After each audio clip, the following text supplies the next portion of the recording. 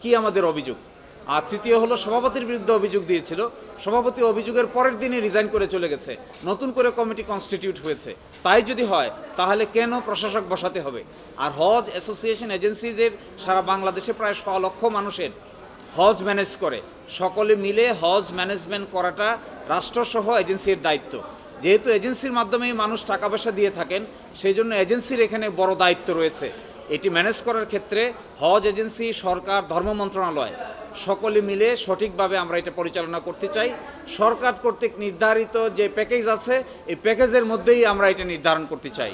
আমরা সরকারকেও সহযোগিতা করতে চাই, আবার আমাদের যে অ্যাসোসিয়েশন আছে, অ্যাসোসিয়েশনের যে কর্মকাণ্ড আছে সেটিকেও বহাল রাখতে চাই।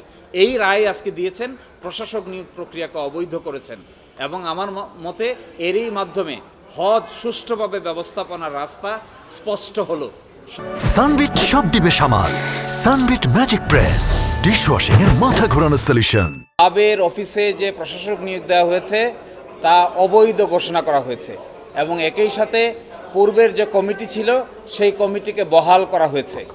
এরই মাধ্যমে হজ এজেন্সিজ অ্যাসোসিয়েশন অফ বাংলাদেশের যে অতীতে কার্যক্রম যারা পরিচালনা করেছিলেন নির্বাচিত কমিটি, ওই নির্বাচিত কমিটি দায়িত্ব পালন করবেন এবং প্রশাসকের নিয়োগকে অবৈধ ঘোষণা করে আজকে মাননীয় বিচারপতি জনাব ফাতেমা নজিবের কোর্ট থেকে এই রায় ঘোষণা করেছেন।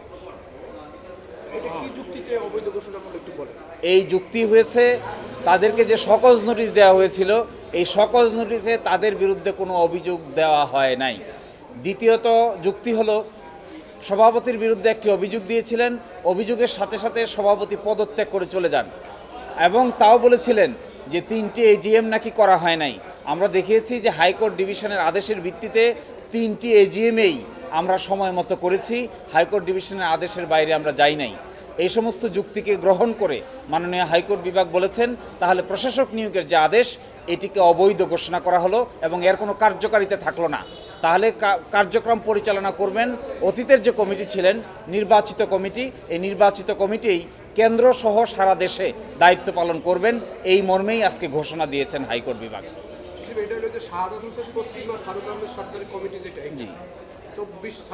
তা আমরা এক্সপেক্ট করি, আমরা আশা করি হজ ম্যানেজমেন্ট বাংলাদেশে একটা অনেক বড় ম্যানেজমেন্ট। এই ম্যানেজমেন্টটা করার ক্ষেত্রে হজ এজেন্সি যারা আছে, যারা ম্যানেজ করে, তাদের সকলের সহযোগিতা ছাড়া এককভাবে কারোর পক্ষে এই ধরনের বড় ম্যানেজ করা পসিবল না। প্রায় 1.5 লক্ষ লোক বাংলাদেশ থেকে হজে যান, নারী পুরুষ মিলে, এবং এর মাধ্যমে হজ এজেন্সির সহযোগিতা, সরকারের সহযোগিতা এবং একটা রিজনেবল প্রাইসের মধ্যে আমরা